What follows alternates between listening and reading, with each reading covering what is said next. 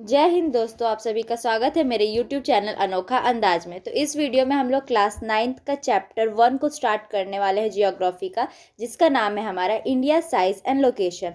तो उसको स्टार्ट करने से पहले हम लोग कुछ बेसिक्स जान लेंगे कि इंडिया जो वर्ड है ये कहाँ से ओरिजिन हुआ है, इसको मतलब कैसे कैसे इवोल्यूशन होकर ये जो इंडिया का वर्ड आ रहा है ये ज़्यादातर प्रचलन में होने लगा। तो इसको हम लोग समझते हैं पहले। इंडिया साइज एंड लोकेशन, इस चैप्टर को हम लोग यहाँ पर अब स्टार्ट करने वाले हैं। तो इंडिया साइज एंड लोकेशन जब पढ़ने वाले हैं तो जो ये वर्ड है इंडिया, ये आया कहाँ से, थोड़ा सा इसका ओवरव्यू हम लोग जानते हैं। सबसे पहले तो इसका इंडिया जो है, इसको इंडिया बोला ही नहीं जाता था। इंडिया को हम लोग पहले क्या बोलते थे, तो भारतवर्ष बोलते थे या जम्बू द्वीप बोलते थे। ये जो दो है ये ऑफिशियल नाम था इंडिया का। जो इंडिया के पीपल जो है यहाँ पर इंडियंस हैं या बोले भारतीय है जो, वो यूज़ करते थे बोलने का। तो जो वर्ड इंडिया है ये कैसे डिराइव्ड हो गया, या पहले समझ लेते हैं जो वर्ड है भारत ये कैसे आ गया। तो ऐसा मानना है कि जो राजा थे हमारे दुष्यंत, उनके जो बेटे थे उनका नाम था भरत। भरत के नाम से ही इंडिया का नाम भारत पड़ गया या भारतवर्ष इसे बोलने लगे।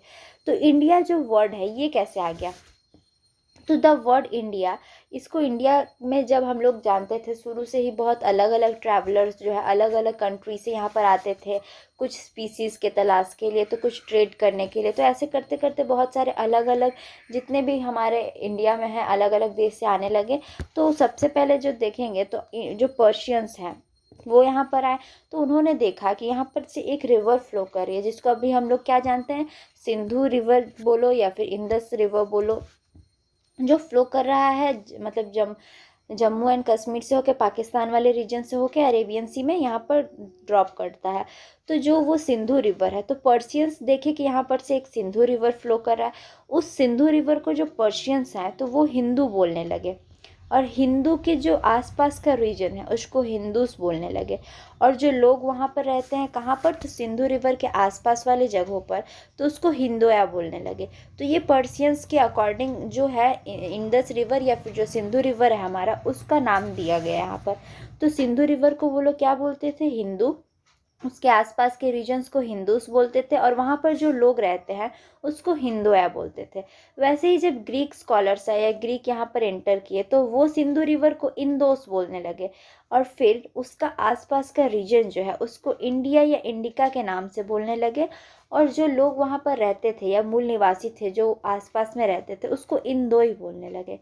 फिर आगे और चल के फिर रोमन्स जब यहाँ पर एंटर करते हैं तो रोमन सिंधु रिवर को इंदस बोलने लगे, और उसके आसपास के रीजन को इंडिया बोलने लगे, और वहाँ पर जो लोग रहने लगे उसको हम लोग इंडियंस बोलने लगे। तो ये कुछ मानना था जो अलग अलग पर्शियंस, ग्रीक्स और रोमन्स के द्वारा दिया गया।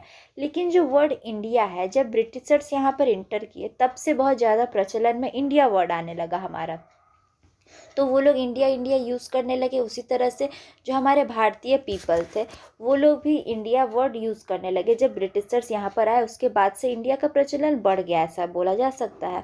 ठीक है, तो अब हम लोग आगे समझते हैं। जो हमारा चैप्टर है यहाँ पर इंडिया साइज एंड लोकेशन है, तो इंडिया का लोकेशन को हम लोग यहाँ पर समझते हैं। तो उससे पहले ये जानना बहुत ज़रूरी है कि इंडिया जो है वर्ल्ड पे क्या लोकेशन उसका प्लेस्ड है, यानी कि अकॉर्डिंग टू वर्ल्ड उसका क्या स्थान है।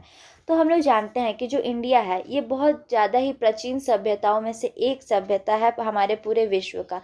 सभ्यता में हम लोग और भी सभ्यताओं को देखेंगे, जैसे मेसोपोटापियन सिविलाइजेशन देखेंगे हम लोग, फिर से ऐसे करके अलग अलग सिविलाइजेशन देखेंगे। तो उसी में एक सिविलाइजेशन जो फाउंड होता है वो है हमारा हड़प्पा सिविलाइजेशन, जो कि इंडिया में पाया गया।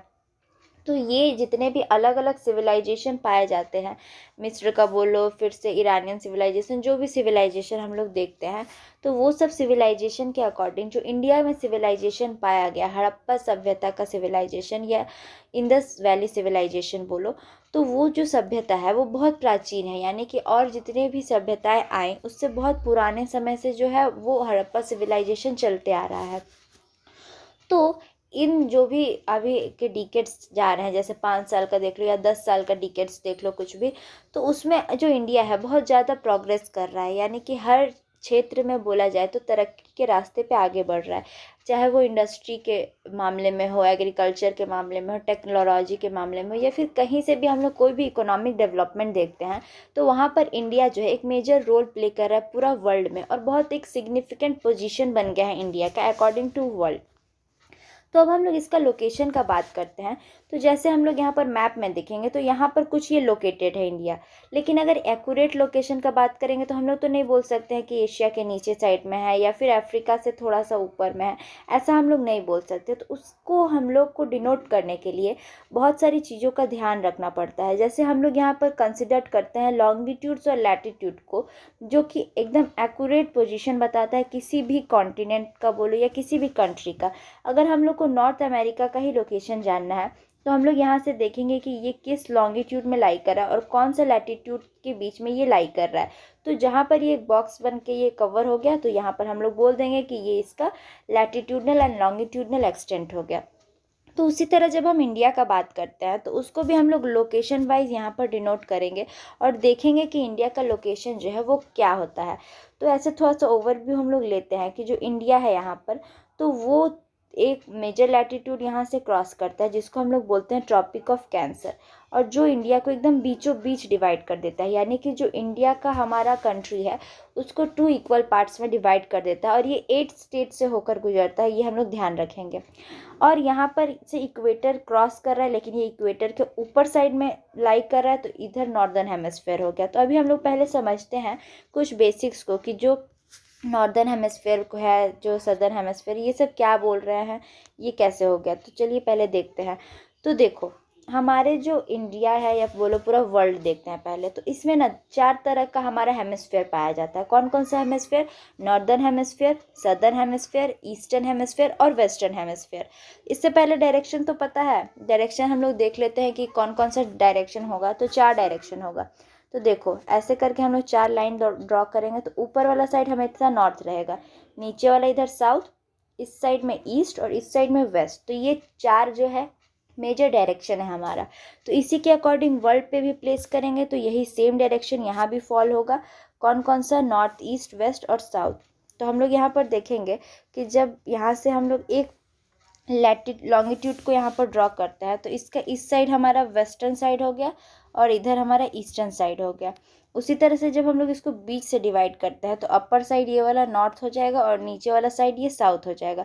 तो ये 4 यहाँ पर मेजर डायरेक्शन हम लोग को देखने को मिलता है। हम लोग जब इंडिया का लोकेशन का बारे में बात करते हैं तो उसके पहले हम लोग को कुछ बेसिक फैक्ट्स जो है वो जान लेना होगा, जैसे कि हेमिस्फेयर क्या होता है, नॉर्दर्न हेमिस्फेयर, सदर्न हेमिस्फेयर, ये सब अभी हम लोग चैप्टर में बहुत ज़्यादा इसके बारे में बात करने वाले हैं।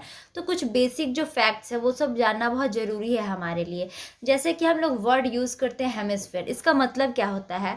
स्फेयर का मतलब क्या होता है? एक कंप्लीट ग्लोब, यानी कि जो एक कंप्लीट सर्कल रहता है उसको हम लोग स्फेयर बोल रहे हैं। और हेमी का मतलब हो गया हाफ, यानी कि जो स्फेयर को हम लोग हाफ पार्ट में डिवाइड कर देते हैं तो उसी को हम लोग हेमिस्फेयर बोल रहे हैं। बेसिकली हमारा जो ग्लोब है उसको हम लोग अपने सुविधा के हिसाब से 4 इक्वल, मतलब इक्वल बोला जाए या फिर अपने हिसाब से डिवीज़न किया गया है उसका। देखो ये सब जो डिवीज़न किया गया है मैं अभी बता रही हूँ, ये सब इमेजिनरी डिवीज़न किया गया है। ये सब मतलब असली में कुछ ऐसा आप लोग को लाइन ड्रॉन नहीं मिलेगा हमारे अर्थ पे कि जैसे मैं बोल रही हूँ इक्वेटर बोलेंगे तो इक्वेटर जैसा कोई लाइन खींचा हुआ है। तो ये सब इमेजिन किया हुआ है। हम लोग लोकेशन को अच्छे से दिखाने के लिए ये सब जो लाइन्स है, लैटिट्यूड्स, लॉन्गिट्यूड्स, ये सब इमेजिन कर लिए हैं और उसको यहाँ पर हम लोग दिखा रहे हैं। तो देखो जब हम लोग देखते हैं किसका बात कर रहे हैं, तो हेमिस्फेयर का बात कर रहे हैं। तो जो हॉरिजॉन्टल डिवीज़न किया गया है हमारा अर्थ पे, तो ये जो लाइन जाता है जो अर्थ को 2 इक्वल पार्ट्स में डिवाइड करता है, इसको हम लोग इक्वेटर बोलते हैं, जिसको 0 डिग्री भी बोला जाता है। यानी कि ये जो लैटिट्यूड रहता है, लेटा लेटा जो रहेगा वो लैटिट्यूड्स रहेगा, ठीक है। यानी लेटा लेटा ऐसा ऐसा जो लाइन्स जा रहा है ये पूरे अर्थ पे हमारा पैरेलली ड्रॉन किया गया है। और ये कहाँ से कहाँ तक मूव कर रहा है, तो इक्वेटर से पोल के साइड जाएगा। तो यहाँ पर जो पॉइंट है एक, इसको हम लोग बोलते हैं नॉर्थ पोल, और ये डाउनवर्ड साइड वाला है जो पॉइंट, इसको हम लोग बोलते हैं साउथ पोल। तो ये 2 तरह का पोल्स है हमारा पास और इक्वेटर है। तो इक्वेटर से जो भी लाइन ऊपर जा रहा है, यानी कि कहाँ जा रहा है, तो जैसे जैसे ऊपर मूव कर रहा है ऐसे ऐसे करके, तो ये जितने भी लैटिट्यूड्स हैं ऊपर भी ऐसे रहेगा और नीचे भी ऐसे रहेगा। तो 0 के बाद फिर 1 आएगा, 2 आएगा, तो ऐसे करके ये पूरे 90 डिग्री तक जाते हैं। वैसे ही ऊपर में भी 1 आएगा, 2 आएगा, 3 आएगा, ऐसे ऐसे करके पूरा कहाँ तक जाएगा, तो 90 तक जाएगा। तो ये हो गया हमारा क्या, तो लैटिट्यूड्स हो गया। अब हम लोग बात करते हैं जो लैटिट्यूड्स हैं, तो पूरे ग्लोब पे हमारा 3 मेजर लैटिट्यूड्स है।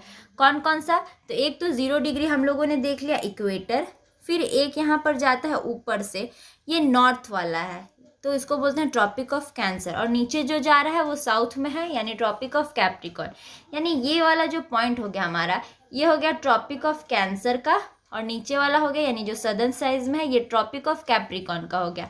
अब देखो यहाँ पर हम लोग बोलते हैं ये नॉर्थ में लाई कर और ये वाला जो है वो साउथ में लाई कर। ऐसा क्यों बोल रहे हैं, क्योंकि जो इक्वेटर है, इक्वेटर से ऊपर हम लोग जितना भी जाते हैं यानी 90 डिग्री तक, तो ये हमारा नॉर्दर्न हेमिस्फेयर हो जाता है। और इक्वेटर से इधर डाउनवर्ड साइड हम लोग जितना भी जाएंगे वो हमारा सदर्न हेमिस्फेयर हो जाएगा। तो ये 2 तरह का हेमिस्फेयर हम लोग को यहाँ पर देखने को मिलेगा।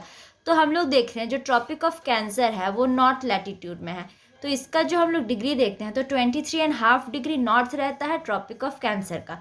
और वही अगर हम लोग ट्रॉपिक ऑफ कैप्रिकॉर्न का बात करते हैं तो ये 23.5 डिग्री साउथ रहता है। तो ये हो गया हमारा बेसिकली 3 तरह का लैटिट्यूड्स। आप लोग सब सोच रहे होंगे कि जब हम लोग इंडिया का लैटिट्यूडनल एक्सटेंट का बात कर रहे हैं तो यहाँ पर हम लोग 3 मेजर लैटिट्यूड्स ही क्यों ले रहे हैं। जैसे मैंने अभी बताया कि 0 डिग्री हो गया एक इक्वेटर, वो हमारा एक मेजर लैटिट्यूड है। उसके बाद हम लोगों ने देखा ट्रॉपिक ऑफ कैंसर जो कि 23.5 डिग्री नॉर्थ पे लाई कर रहा है, वो एक मेजर लैटिट्यूड है। और उसके बाद अगर देखते हैं तो ट्रॉपिक ऑफ कैप्रिकॉर्न जो 23.5 डिग्री साउथ में लोकेटेड है। तो ये जो 3 मेजर लैटिट्यूड्स है, इसी को लेने का पीछे क्या कारण है, अगर हम लोग चाहते तो और भी ले सकते थे। यही मतलब ये जो लैटिट्यूड्स है इसमें ऐसा क्या खासियत है कि जो हम लोग इसी 3 को बेसिकली ज़्यादातर इसको पढ़ते हैं। तो देखो क्या होता है कि जो हमारा सन है, हम लोग तो सब जानते हैं कि सन है ही, सन है तभी तो भाई जिंदा है, एक मेजर सोर्स ऑफ एनर्जी का काम करता है अर्थ पे। तो यहाँ पर जब इसका लाइट पड़ता है तो डायरेक्ट जो सन रेज पड़ता है तो वो हमारा यही लैटिट्यूड्स के बीच में पड़ता है। यानी कि ट्रॉपिक ऑफ कैंसर से लेकर ट्रॉपिक ऑफ कैप्रिकॉर्न का बीच का जो एरिया रहता है, यहाँ पर ना डायरेक्ट सन रेज पड़ता है। इसीलिए हम लोग इस 3 मेजर लैटिट्यूड्स को ज़्यादातर ध्यान देते हैं। तो हम लोग अभी देखेंगे कि जैसे ये हमारा ग्लोब है, ग्लोब को हम लोग 2 इक्वल पार्ट्स में भी डिवाइड किए, यानी कि ये जो लाइन इसको काट रहा है तो ये 0 डिग्री हो गया हमारा इक्वेटर का। तो 0 डिग्री के अपर साइड ये जितना भी जाएगा तो ये हमारा नॉर्दर्न हेमिस्फेयर कहलाता है। और इसमें जितना भी लैटिट्यूड्स लाई करते हैं इसको हम लोग नॉर्थ लैटिट्यूड्स के नाम से जानते हैं। और इक्वेटर के डाउनवर्ड साइड में जो हेमिस्फेयर है उसको हम लोग सदर्न हेमिस्फेयर बोलते हैं। और इक्वेटर से नीचे जितने भी लैटिट्यूड्स जाएंगे हमारा, उसको हम लोग क्या बोलते हैं, जितना भी 1 degree south, 1 degree 2 degree south या फिर 3 डिग्री साउथ ऐसे करके। तो अभी मैंने जैसे आप लोग को बताया जो ट्रॉपिक ऑफ कैंसर यहाँ पर ड्रॉन है तो वो कितना था, 23.5 डिग्री नॉर्थ। नॉर्थ में क्यों, क्योंकि वो यहाँ पर लाई कर रहा था नॉर्दर्न हेमिस्फेयर में हमारा। और वही हम लोग बात करते हैं अगर ट्रॉपिक ऑफ कैप्रिकॉर्न का, तो वो भी 23.5 डिग्री, लेकिन वो साउथ में है। क्यों, क्योंकि वो यहाँ पर सदर्न हेमिस्फेयर पे लाई कर रहा है। तो ये था 3 मेजर तरह का हमारा लैटिट्यूड्स जिसको हम लोग समझ लिए। और याद हम लोग को क्या रखना है, लैटिट्यूड्स क्या होता है, लेटर लाइन जो ऐसे ड्रॉन किया गया है। और याद रखेंगे हम लोग कि ये सारा पैरेलल लाइंस रहता है जो एक दूसरे को इंटरसेक्ट नहीं करता है। तो अब हम लोग लॉन्गिट्यूड्स का बात करते हैं। तो देखो जो हमारा ग्लोब है तो वहाँ पर एक वर्टिकल लाइन भी ड्रॉन किया गया है जिसको हम लोग बोलते हैं प्राइम मेरिडियन। ये भी 0 डिग्री का रहता है लेकिन ये लंबा है, यानी कि इसको हम लोग किस नाम से जानते हैं, लॉन्गिट्यूड्स के नाम से जानते हैं। लॉन्गिट्यूड्स मतलब जो लंबा लंबा ऐसे करके लाइन जा रहा है। तो ये जो प्राइम मेरिडियन है ये भी अर्थ को डिवाइड कर रहा है 2 इक्वल पार्ट्स में। तो इसके हम लोग देखेंगे राइट साइड में तो ये हो जाता है हमारा ईस्टर्न हेमिस्फेयर, और लेफ्ट हैंड साइड में देखते हैं तो ये हो जाता है हमारा वेस्टर्न हेमिस्फेयर। और जो बीच से लाइन गया वो कितना का है, तो वो भी कितने का है, तो 0 डिग्री का है हमारा। लेकिन इस 0 डिग्री का नाम अलग है, क्या नाम है, तो प्राइम मेरिडियन हम लोग इसको बोलते हैं। ठीक है, तो यहाँ हम लोग समझ लें ईस्टर्न हेमिस्फेयर क्या हो गया और वेस्टर्न हेमिस्फेयर क्या हो गया। तो देखो जो भी कंट्रीज़ है उसका अगर हम लोग को लोकेशन दिखाना रहता है तो अगर हम लोग का प्राइम मेरिडियन के राइट साइड में पड़ रहा है तो वो हम लोग बोलेंगे ईस्टर्न हेमिस्फेयर पे लाई कर रहा है। और वही प्राइम मेरिडियन से अगर वेस्ट साइड में यानी कि लेफ्ट साइड में अगर है तो उसको हम लोग बोलेंगे वेस्टर्न हेमिस्फेयर में वो लाई करता है। जैसे हम लोग नॉर्थ अमेरिका का बात करते हैं तो वो वेस्टर्न हेमिस्फेयर पे पड़ता है, और वहीं इंडिया का बात करते हैं तो ईस्टर्न हेमिस्फेयर पे पड़ता है। तो ये कुछ बेसिक फैक्ट्स जो आप लोग को मतलब समझ में आ ही गया होगा। तो अब देखो, जब हम लोग इंडिया का लोकेशन का बात करते हैं, तो जब इंडिया का लोकेशन हम लोग देख रहे हैं तो वो किस जोन में पड़ रहा है, यानी कि देखो मैंने अभी बताया 4 तरह का हेमिस्फेयर हो गया ना, कौन कौन सा, eastern hemisphere, western hemisphere, northern hemisphere और सदर्न हेमिस्फेयर। तो देखो जब हम लोग नॉर्थ और साउथ का बात करते हैं तो ये हो गया हमारा इक्वेटर 0 डिग्री का। तो नॉर्थ और साउथ हेमिस्फेयर का अगर बात करते हैं तो इंडिया कौन से हेमिस्फेयर पे है, इधर नॉर्दर्न हेमिस्फेयर पे है। अब देखो जब हम लोग बोल दिए कि अब नॉर्दर्न हेमिस्फेयर में है, तो अब नॉर्दर्न हेमिस्फेयर पे तो और भी बहुत सारे कंट्रीज़ है ना, जैसे नॉर्थ अमेरिका हो गया, यूरोप हो गया, अफ्रीका का अपर वाला साइड में जितने भी कंट्रीज़ आ रहे हैं वो सब आ जाएंगे, फिर एशिया आ जा रहा है। तो ये सब है। तो यहाँ पर बहुत सारा कंट्रोवर्सी चलने लगा फिर कि अब बताओ कैसे हम लोग लोकेट करें कि मतलब इंडिया एग्जैक्टली कहाँ लोकेटेड है। तो अब नॉर्दर्न हेमिस्फीयर पे तो बोल दिया इंडिया है। इसके बाद अब हम लोग को क्या करना पड़ा, तो ईस्टर्न और वेस्टर्न हेमिस्फीयर पे भी डिवाइड करना पड़ा। तो यहाँ से हम लोगों ने डिवाइड कर दिया। तो अब ये वाला जो साइड हो गया ये हमारा पूरा वेस्टर्न हेमिस्फीयर हो गया और इस साइड वाला हमारा पूरा ईस्टर्न हेमिस्फीयर हो गया। तो अब यहाँ से भी हम लोग बात करते हैं तो इंडिया लाई कहाँ कर रहा है, तो नॉर्थ ईस्ट में लाई कर रहा है, क्योंकि इंडिया का लोकेशन हम लोग देखेंगे इस साइड में है, तो इसीलिए नॉर्थ ईस्टर्न उसका साइज हो गया। देखो अगर आप लोग को डायरेक्शन में कन्फ्यूजन है तो मैं आपको बता देती हूँ। जैसे ये हमारा एक लाइन है, तो अपर वाला साइड हमेशा नॉर्थ रहेगा, डाउन में हमेशा साउथ रहेगा, इस साइड में ईस्ट रहेगा और इधर हमारा वेस्ट रहेगा।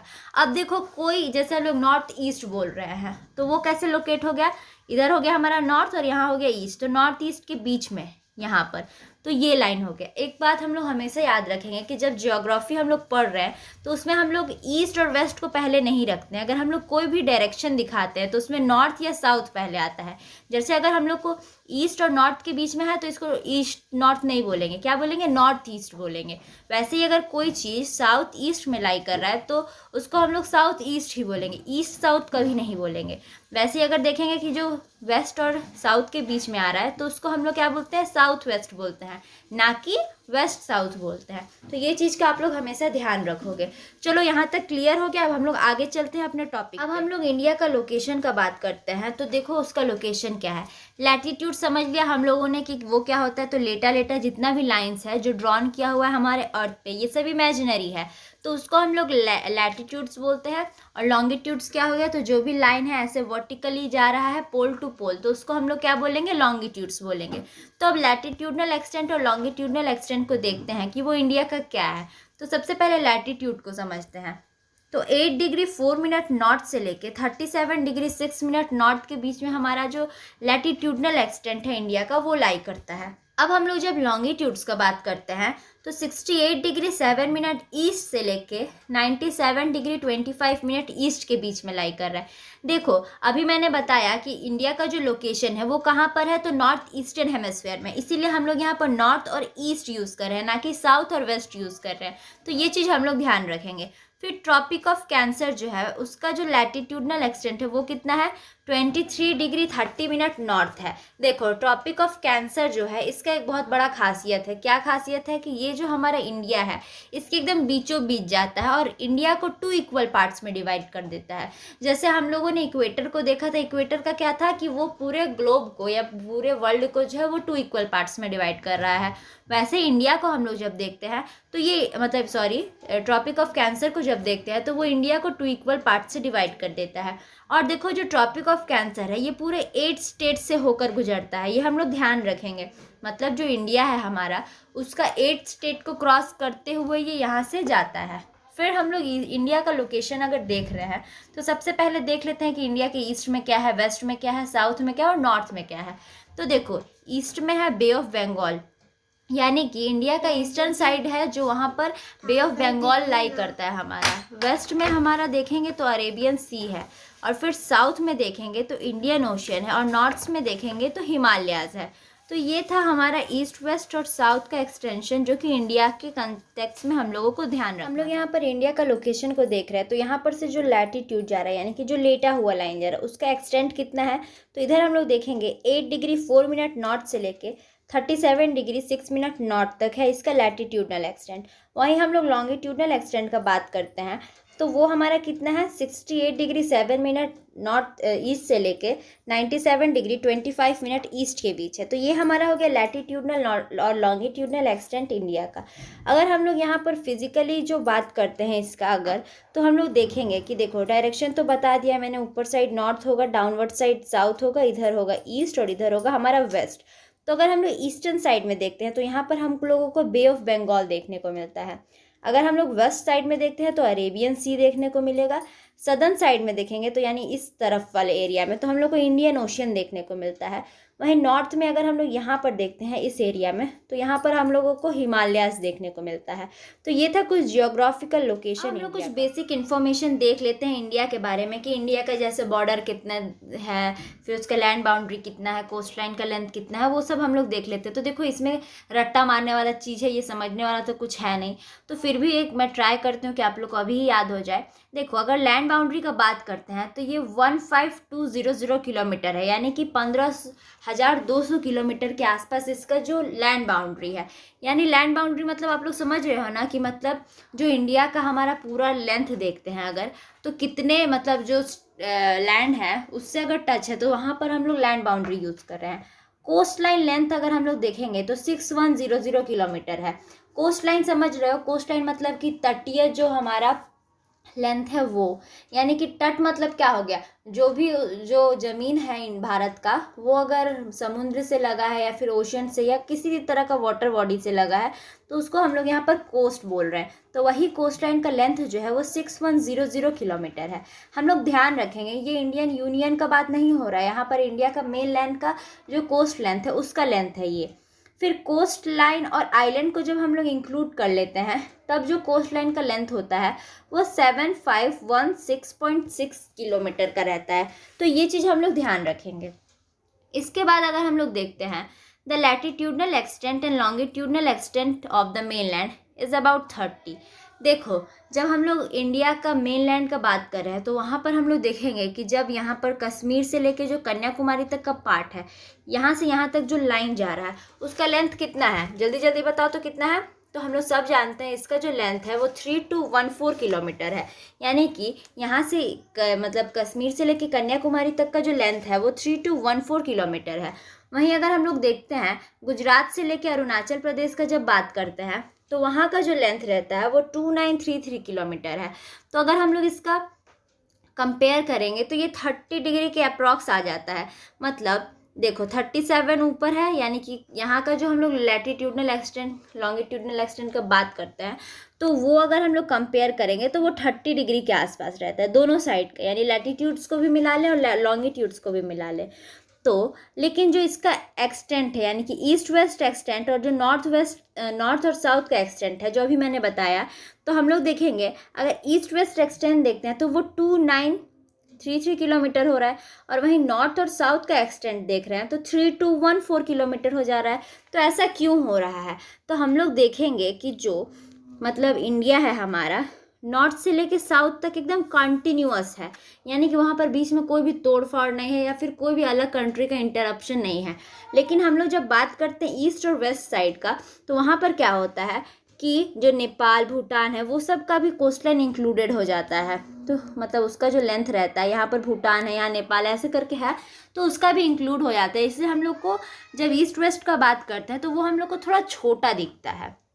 अब देखो यहाँ पर एक और चीज़ समझने का क्या आ जाता है, there is a time lag of 2 hours between Arunachal Pradesh and Gujarat, यानी कि गुजरात और अरुणाचल प्रदेश का अगर हम लोग टाइम बात करेंगे तो 2 घंटा का गैप हो जा रहा है दोनों स्टेट्स के बीच में। तो ऐसा क्यों हो रहा है, फिर यहाँ पर हम लोग का देखने को मिलेगा एक स्टैंडर्ड मेरिडियन ऑफ इंडिया है जो कि 82 डिग्री 30 मिनट ईस्ट से पास हो रहा है मिर्ज़ापुर के पास से, जो मिर्ज़ापुर उत्तर प्रदेश में है। तो ये सब क्या है, तो चलो अब इसको समझते हैं हम लोग कि ये सब क्या है। जैसे स्टैंडर्ड मेरिडियन क्या हो गया, फिर हम लोग अगर टाइम का बात करते हैं तो 2 घंटा का गैप क्यों आ रहा है, ये सब हम लोग अभी समझते हैं। सबसे पहला जो कॉन्सेप्ट था उसको हम लोग देखते हैं। तो देखो जो इंडिया का लैटिट्यूडनल और लॉन्गिट्यूडनल एक्सटेंट है, तो हम लोग देखेंगे यहाँ से जो लैटिट्यूड यहाँ से क्रॉस कर रहा है तो इसका एक्सटेंट कितना है, यहाँ 8 डिग्री 4 मिनट से लेके यहाँ पर 37 डिग्री 6 मिनट नॉर्थ तक है।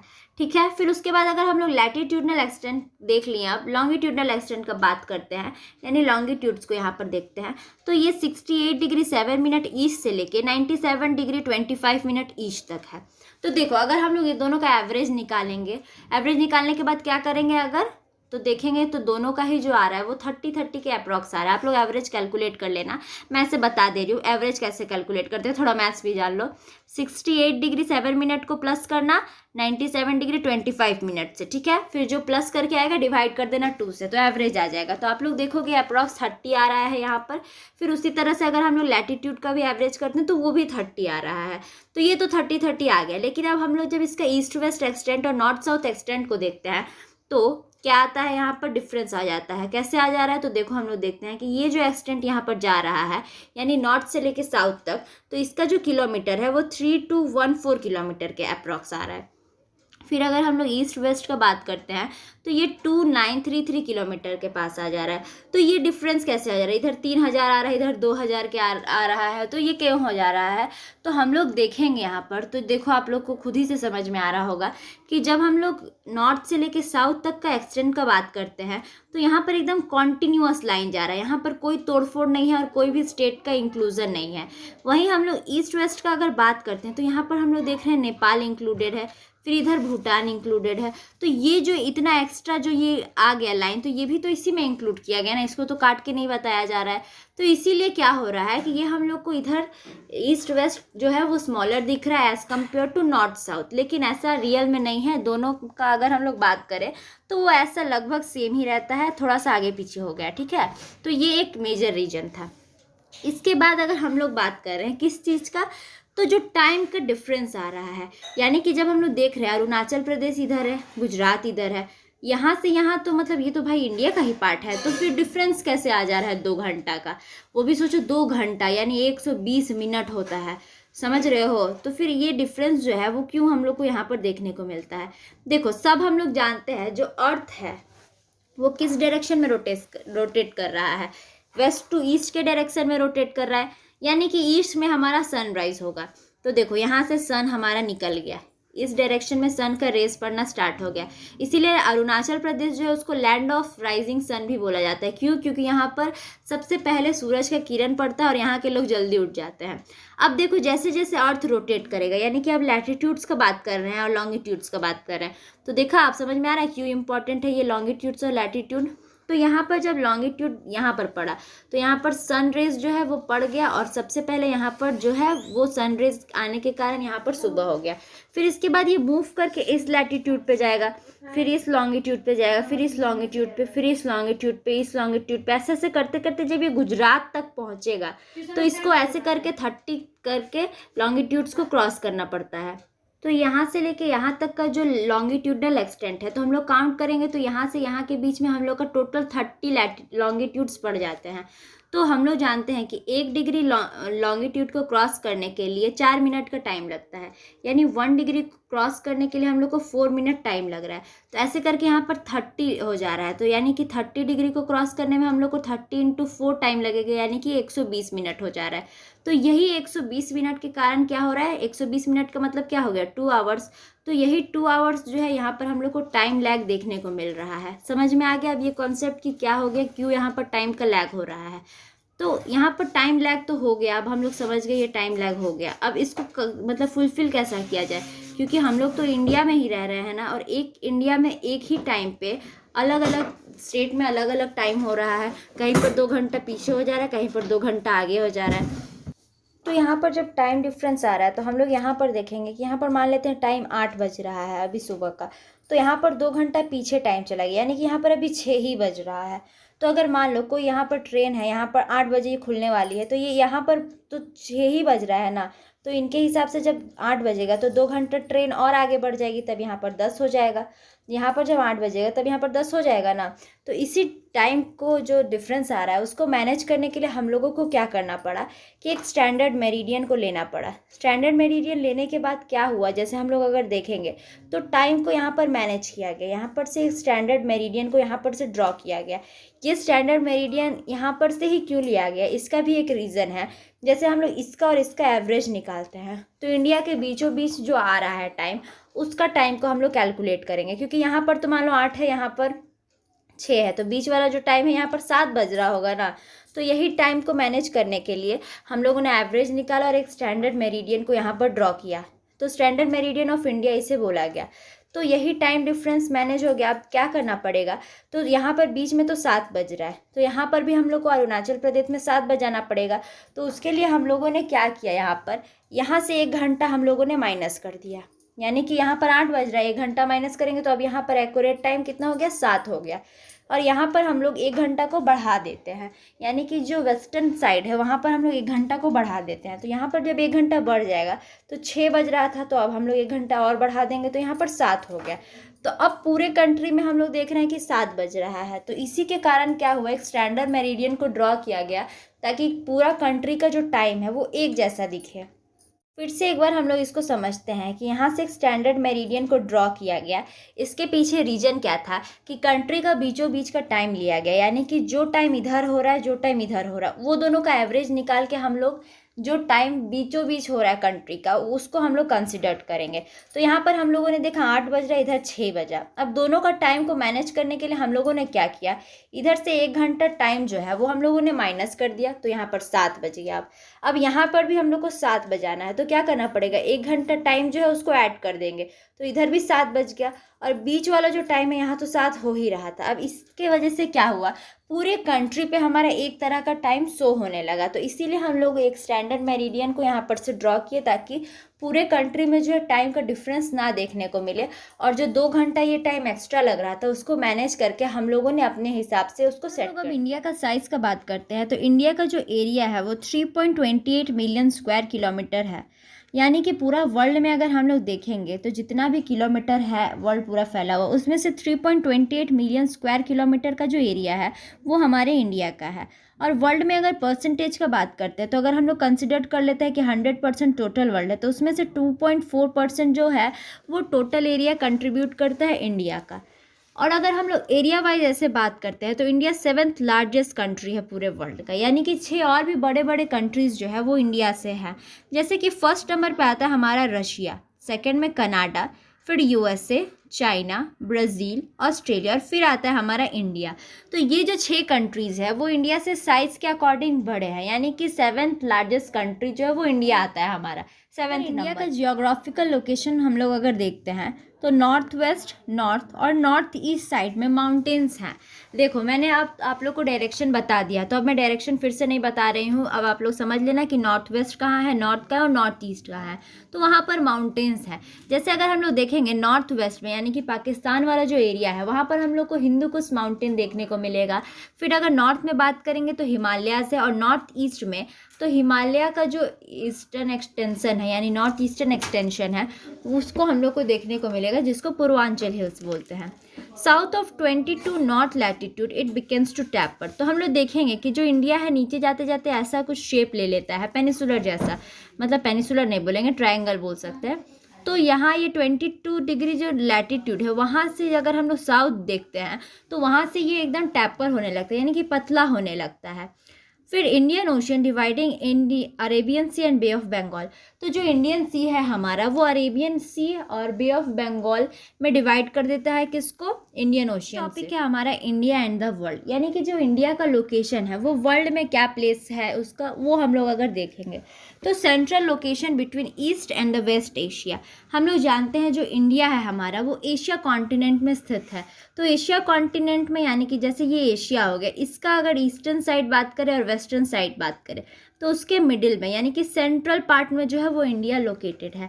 और ये southward extension of the Asian continent है, यानी कि जो हमारा एशिया है उसके और भी साउथवर्ड एक्सटेंशन जो है वहाँ पर जो इंडिया है वो लाई करता है।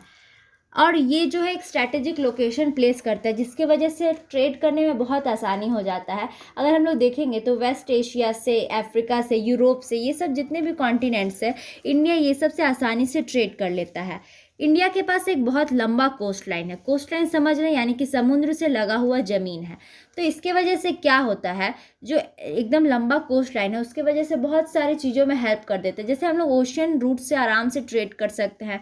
फिर से जो इंडिया है एक डोमिनेंट रोल प्ले करता है इंडियन ओशियन में, जिसके वजह से ही इंडियन ओशियन का नाम इंडिया से पड़ा है।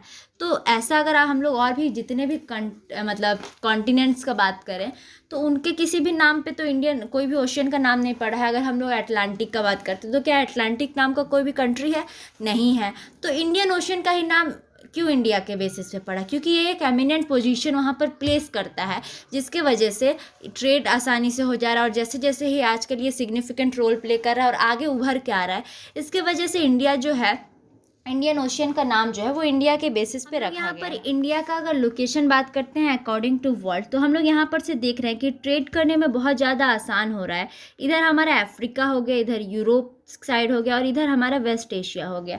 तो ये जो तीनों कॉन्टिनेंट्स है, यहाँ पर हम लोग देखेंगे कि ट्रेड करने में बहुत सिग्निफिकेंट रोल मिल रहा है। और अगर हम लोग एशिया का बात कर रहे हैं तो वहाँ पर हम लोग यहाँ देख रहे हैं कि ये बहुत सदर्न वर्ड एक्सटेंशन भी है। तो यहाँ से हम लोग जो है वो ट्रेड आसानी से कर सकते हैं। और ये सेंटर लोकेटेड भी है वेस्ट एशिया और ईस्ट एशिया के बीच। हम लोग इंडिया का लोकेशन को यहाँ पर देख लिए कि ये वेस्ट एशिया और ईस्ट एशिया के बीच यानी कि सेंट्रली लोकेटेड है। और जो एशियन कॉन्टिनेंट है इसका साउथवर्ड एक्सटेंशन है, यानी कि हम लोग यहाँ पर देख रहे हैं कि जो एशिया है उसका साउथ में एक्सटेंशन ज़्यादा है, किसका? इंडिया का। तो इंडिया जो है हमारा, अभी जो मैरीटाइम रूट्स है ये तो अभी पता चला हम लोगों को, लेकिन जो लैंड रूट्स था वो बहुत ही सिग्निफिकेंट था पहले के ज़माने में। यानी कि बहुत सारे एंशियंट ट्रैवलर्स ऐसे थे जो लैंड के थ्रू, यानी कि जैसे यहाँ पर हिमालयाज़ है तो हिमालयाज़ माउंटेन में जो पासेज होते थे वहाँ से वो ट्रैवल करके डिफरेंट डिफरेंट कॉन्टिनेंट्स में जाते थे और ऐसे वहाँ पर आइडियाज़ का एक्सचेंज होता था। फिर जैसे हम लोग देखेंगे उपनिषद्स जो है, रामायणाज है, फिर स्टोरीज़ जो हम लोग अभी पढ़ते हैं पंचतंत्र की, फिर उसके बाद बहुत भी अलग अलग, जैसे देखेंगे आर्यभट्ट ने जैसे डेसिमल का खोज किया, तो वो जो है पूरे वर्ल्ड में ये सब कैसे फैला, जब जो है आइडियाज़ का एक्सचेंज होने लगा तभी ना। फिर हम लोग को पता चलने लगा कि ग्रीक्स कल्चर का जो इन्फ्लुएंस है वो ज़्यादातर पड़ने लगा यहाँ पर। फिर जैसे डोम रहता है, डोम कुछ ऐसा तरह का गुम्बद बोलते हैं जिसको, मतलब ज़्यादातर हम लोग देखेंगे कि जो क्या बनाया जाता है मस्जिद वगैरह का ऊपर बनाया जाता है वो डोम कहलाता है। तो वो सब का जो आइडियाज़ है वो ज़्यादातर हम लोगों को यहाँ पर इन्फ्लुएंस करने लगा वेस्ट एशिया के पार्ट्स में, और ऐसे ऐसे जो है आइडियाज़ एक्सचेंज होने लगे। तो हम लोग जब इंडिया का बात करते हैं तो इंडिया में हम लोग देखेंगे 28 स्टेट्स है और 8 यूनियन टेरिटरीज़ है अभी के टाइम पे। यानी कि ये जो यूनियन टेरिटरीज़ है, स्टेट्स है, ये बढ़ते घटते रहता है, तो इनका कोई फिक्स नहीं रहता है, वो गवर्नमेंट पर डिपेंड करता है।